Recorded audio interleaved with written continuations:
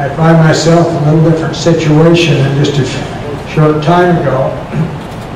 Kind of feel like the preacher that stood the sermon once, and we're going to have it a second time today. I'm trying to figure out how to put some life in it so that it's not dull, and you know, everything I'm going to say that's for those delegates that's already heard this once. I questioned whether or not it makes sense to do it back to back, but we decided maybe, like most things in life, we have to hear it more than once to really get the point. So we'll do our best to convey the information that we'd like to share with you and have you evaluate and consider on a very important subject matter that I know there's been some frustration yesterday that we weren't, was not our agenda as such to get it to you yesterday. Most of what I'll say will be repetitious to some, and to others it will be their first time, but it's a real honor for me to serve as your Vice President and be able to convey this information to you today as the best we can. As you know, we're in the process, and have been for some time, considering whether or not it made sense or whether or not it was an appropriate thing to do to move the function of our SIRE evaluations, genomic evaluations, from the United States Department of Agriculture to a private entity, more specifically to the Council on Dairy Cattle Breeding. I think at a basis of this decision is, one, there is some implications related to whether or not the public will continue to fund this and whether or not it's appropriate. I certainly don't argue with those who say that perhaps the time's come that the public shouldn't fund it any longer, but I think we can make some pretty good arguments as to why the public has benefited from that and will continue to benefit. But on the other hand, I think it's important for us to understand the budgetary process. From my perspective, this decision is being made administratively if indeed this money is taken away from this activity. To my knowledge, there's no congressional requirement or even any reference to congressional requirement that this be reduced. I'm not aware of anybody, either the Secretary of Agriculture or those within his staff, that have implied that the Secretary feels that this function should be continued to be funded. So the issue of funding, I don't think should not be the prevailing issue to consider here. If it's a decision, or if they're considering it, they certainly haven't given us a deadline, or a timeline that was going to happen, and so we can assume that it's being considered, and it's conditioned, as we read our information, it's conditioned on whether or not those interests within the dairy industry or dairy community can come to an agreement on how we proceed.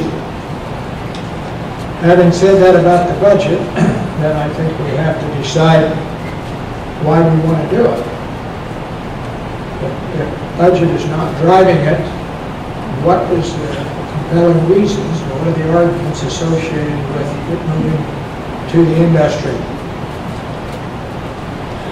I believe that it's fair to say that the control of the data and the information is at the basis of those who have an interest in moving this from USDA to a private entity is for controlling the data. And maybe there are justifiable reasons for controlling the data if we can structure it properly so that everything is fair and equitable as we move to that situation. As we know, the Cooperative Agreement obviously was a control. I don't know how you get any different.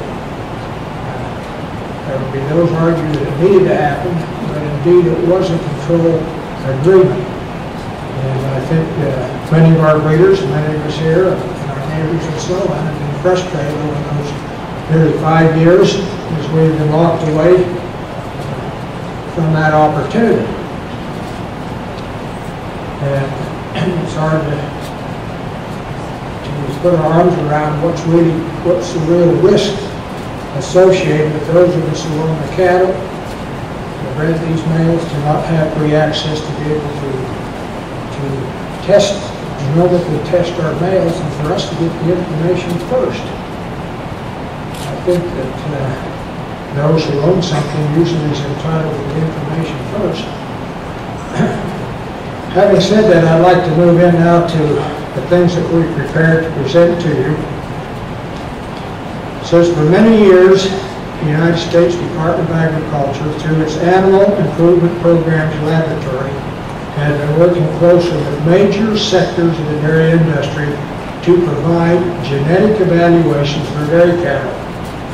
Those sectors include Holstein USA and other breed associations, the Dairy Herd Improvement Associations, and the Artificial Insemination Companies, through their trade association, National Association of Animal Breeders. Some years ago, those three industry groups created the Council on Dairy Cattle Breeding to serve as a forum to discuss, to advise the AIPL on industry research needs. We would applaud those efforts that's happened in the past in this area. We've been a part of it. Holstein has been an important part of that, as these other interests I've alluded to. And we, over the years, have worked very well together. We're struggling now and trying to come to an agreement on what perhaps a new role of the council might be. The AIPL manages the genetic evaluations, conducts research, and provides equal access to the information. This system is of great benefit to all segments of the industry. Dairy farmers, industry partners, like the Holstein Association, and consumers alike. This beneficial collaboration is now being threatened. The Council, as we know today, has no budget or assets. Or has there been any need, since only the purpose is to provide advice? Now, however, some members of the Council are proposing a cooperative agreement with the AIPL. A change such as this has the potential to have profound impact on you, your association, and the industry at large. Those of you who attended our regional meetings this year heard firsthand about the proposal. And we've tried to do our best to communicate with you. We put information on our website and in our publications, and trying to help you understand Holstein's position, and as we see the discussion that all of us as dairy farmers need to make. This agreement would give the Council on Dairy Cattle Breeding, or the Dairy Data Alliance, an arm of the Council control of genomic and genetic evaluations. Under this plan, which is being considered by the AIPL for approval, AIPL would continue its research function, but the Council would determine who has access and what the terms and price of this access is.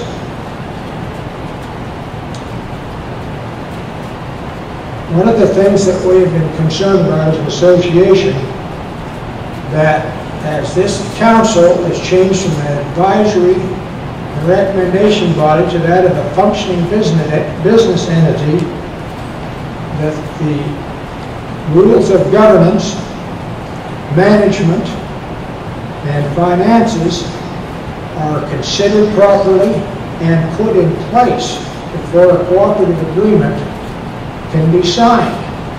But we don't sign it and then find out later how it might work, or then debate and totally disagree on how we go forward. So we have been one entity that felt absolutely that this was essential. One of the drivers of the proposed change is the upcoming expiration in 2013 of the Cooperative Research and Development Agreement known as the CRADA that USDA has with 7 AR organizations, which currently gives them exclusive rights to U.S. genomic evaluations on dairy bulls. Another reason cited for changing the system is that USDA personnel would prefer to have their dairy focus be on research and not service bureau work.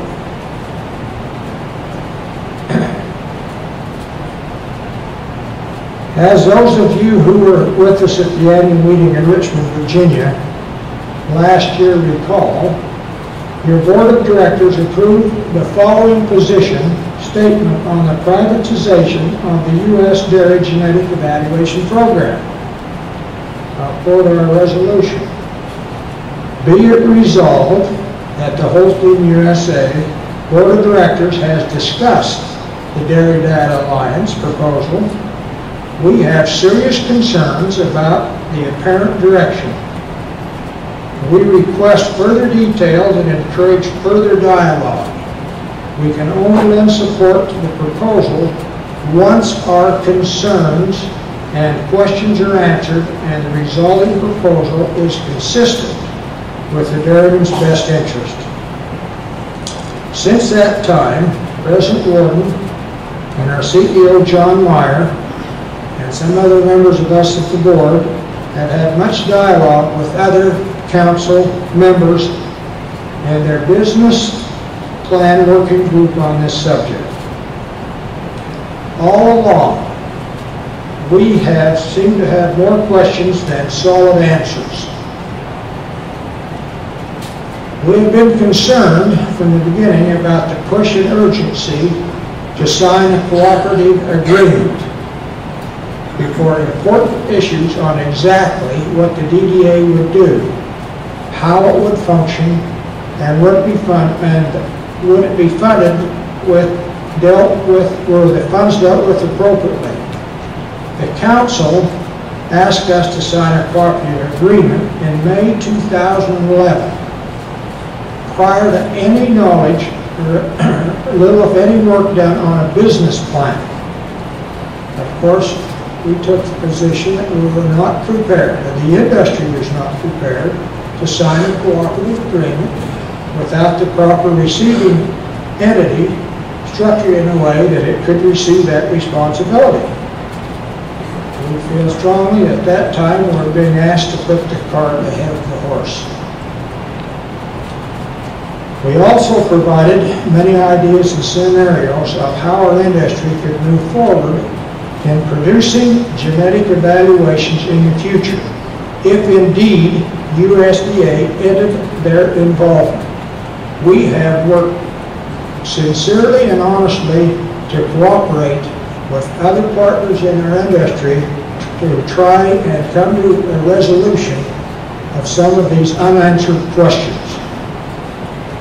On February the 7th of this year, we invited dairy farmers who are presidents or members of governing boards representing DHIAs, dairy record processing centers, as well as the NAAB and PDCA organizations to a meeting in Chicago to discuss different options. We also invited USDA officials to the meeting. During that session, we discussed what USDA should appropriately do to best serve the various segments of the industry equitably and without conflict. Further, we discussed how AIPL research can best benefit the entire industry in the future in a manner that does not define or conflict with industry's business models based on genomic technology developments. It seemed as though those in attendance were pleased with the meeting and complimentary of a number of the ideas that were discussed and that we had brought forth. However, for the most part, the concepts we presented did not become part of the Cooperative Agreement or Business Plan document that have now been made public by the Council.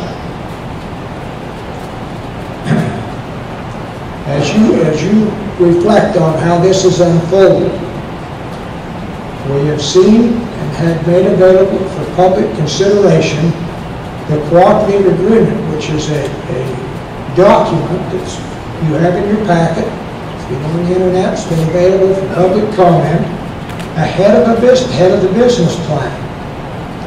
When if you were putting this thing together, we believe in more orderly fashion, the business plan would come forward first. It would be agreed to. The business structure would be put in place, and then you would formulate a cooperative agreement that was consistent with the underlying principles of the business plan. But that has not been the order that has come to us. And we have felt strong that we could not proceed and should proceed as an industry, not just the Holstein Association, but as an industry. We should not proceed till this business plan is finalized, agreed to, and in most cases implemented. I'm going to take just a few minutes now, if I might, to address some of the concerns that the Holstein Board of Directors has with the proposed Cooperative Agreement and Business Plan.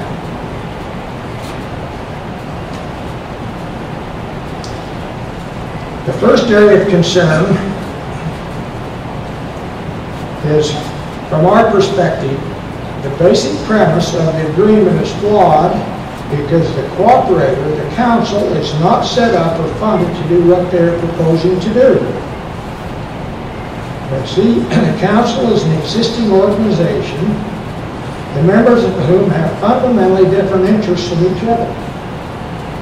It could be difficult to work together in this type of structured arrangement for the common good of U.S. dairy farmers because of these inherent differences. Holstein USA's interests are in providing low-cost, unbiased information to breeders and Holstein breed improvement as the stewards of the breed. Other members of the council are driven by profit from semen sales of both dairy and beef breeds.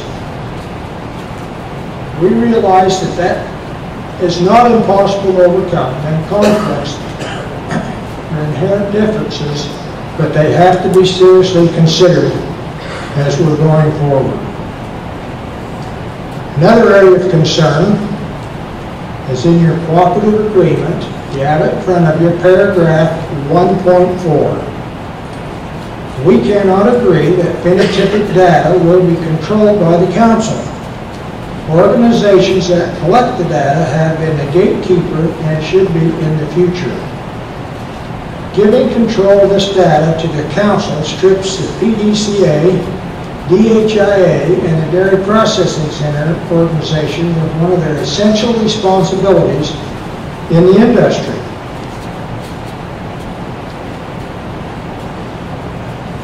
Our next area is in paragraph 1.5 to 1.7. We cannot agree that biological material and genetic data would be controlled by the council. As stewards of the breed, the Holstein Association SNP-based parentage program must progress. The association must continue to receive and have unlimited access to biological material to provide its members the information they need for the constant, never-ending improvement of the Holstein cow.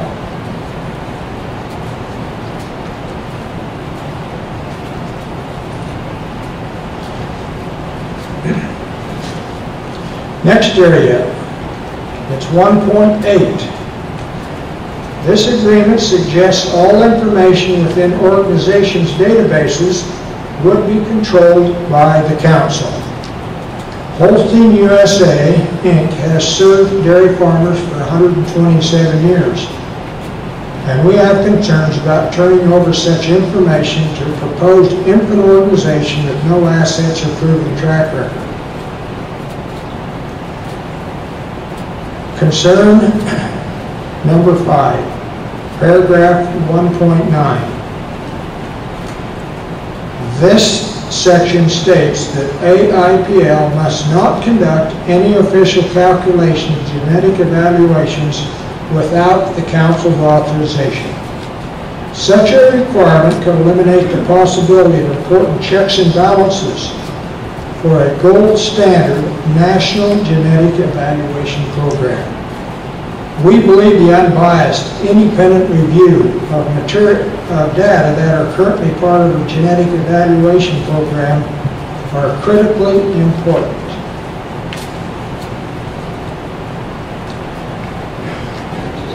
.10.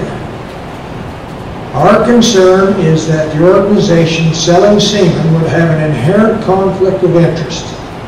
They should not be part of determining what genetic information will be published, where and when. For example, when the genetic evaluations were being prepared last August, we became aware of haplotypes impacting fertility. We believe strongly and stated that information needed to be included in the August genetic evaluation. NAAB stated that their desire was not to include in the August information and announced this information in September after August evaluations had been run. Had Holstein USA not gone to USDA and insisted on open disclosure, breeders could have purchased semen from that August evaluation with no knowledge of the situation about haplotypes impacting fertility. In the end, the information went out in August because of Holstein Association's insistence on full disclosure of this information. The U.S. Dairy Genetic Evaluation Program has been unbiased. One of the hallmarks of what's allowed this to evolve to be the gold standard throughout the world. This is a major reason why we have the most respected national dairy herd in the world. USDA's involvement in the process has been a key factor in this success. Next concern, citation 1.12 and Article 2. These sections limit the disclosure of information that has otherwise been provided openly for the benefit of all dairy farmers. One of the primary purposes of Holstein Association USA is full and open disclosure of information for the betterment of the Holstein cow and her owners.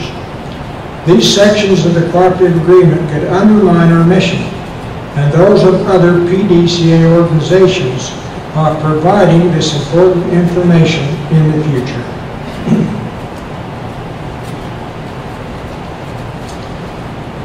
Article 3. The proposed agreement suggests the Council will control what USDA can publish. This would effectively determine the type of data and information USDA could provide for the betterment of the U.S. dairy farmer. For example, if USDA came up with some important research that could help dairymen but potentially hurt some of the members of the Council, a majority vote of the Council members could prevent the release of that information. I just alluded to one example, that of fertility information, or there's no question we're going to be seeing some new genetic recessives will come about as this continued research in the area of genomics, and we have to make sure as that information, even though we probably would prefer never to know about it, we are entitled to know and we expect to know so that we can make the appropriate decisions on each of our dairy farms. Essentially, the Council would be in control of all data and information regarding U.S. dairy cattle genetics. Our concern started with the exclusive agreement that 7 AI organizations established restricting access to information on male genotypes. and was heightened by the difference of opinion as to when information regarding haplotypes impacting fertility should have been released. Area 9, the CDDR. There is no mention of the Cooperative Agreement with regard to data, information, and materials controlled by the Cooperative Dairy Data Repository. The CDDR is composed of the 7 AI organizations who have had control of the male genotype since the beginning of the genomic evaluations. This document is remiss in not spelling out how the CDDR data will be incorporated in dairy genetic evaluations and in the release of other dairy information. Legal concern. We have some concern about Holstein's legal exposure if we agree with the Cooperative Agreement. The purpose of the agreement appears to restrict free competition. We believe the advantage of keeping the U.S. Dairy Genetic Evaluation Program at USDA outweighs any disadvantage. In support of that contention, Holstein USA would be willing to pay an annual fee for USDA's part in the U.S. Genetic Evaluation Program if lack of funding is really at the root of this issue.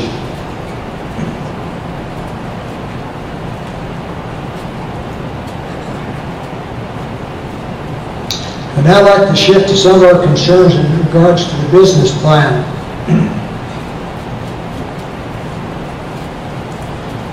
Our first area of concern in regard to the business plan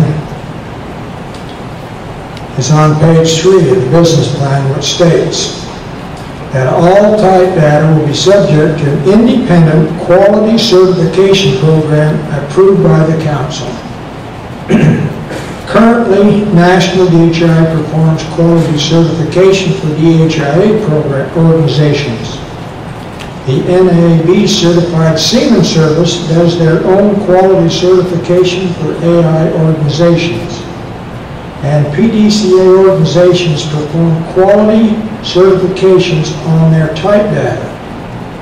Singling out breed associations in this area is inequitable and ultimately would add unwarranted costs to dairymen.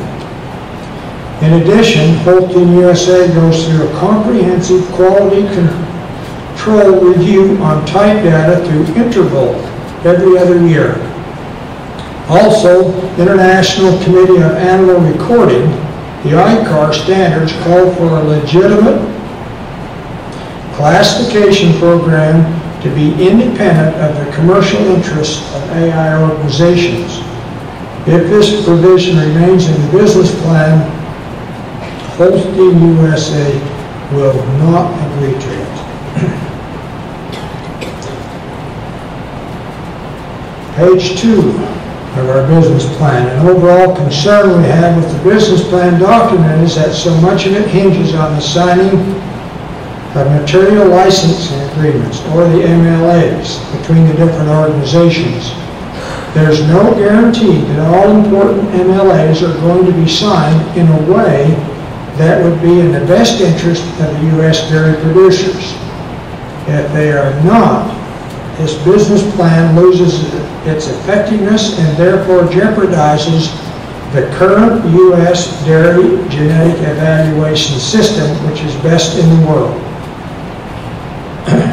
It's not possible to sign the MLAs with the Council because there's no business structure to sign that with at this point in time.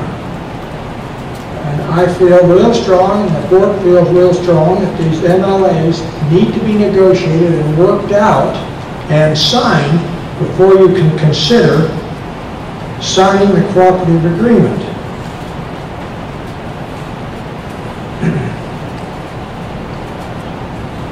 This number 3 speaks to that issue. This puts Holstein and other PDCA organizations in a peculiar category. MLAs for different types of data coming from DHA or NAB are not specified anywhere else in the document. We are being asked to do something that other organizations involved in the Cooperative Agreement are not.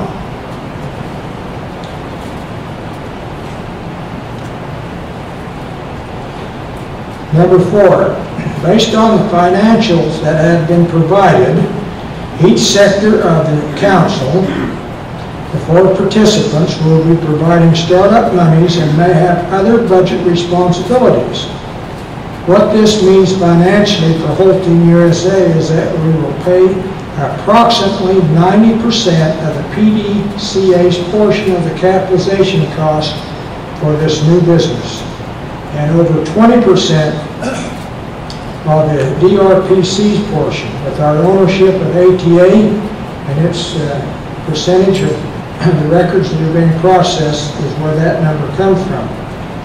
Our financial obligation will be higher than any other council member.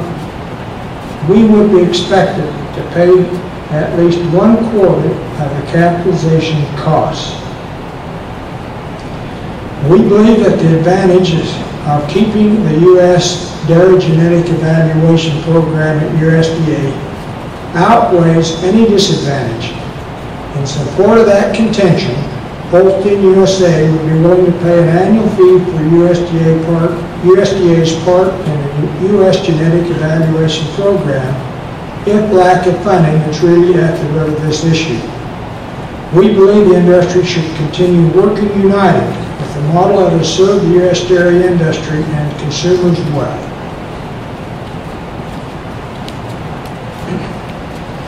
Our conclusion. The Holstein Association USA Board is committed to keeping the Dairy Genetic Evaluation Program at USDA AIPL.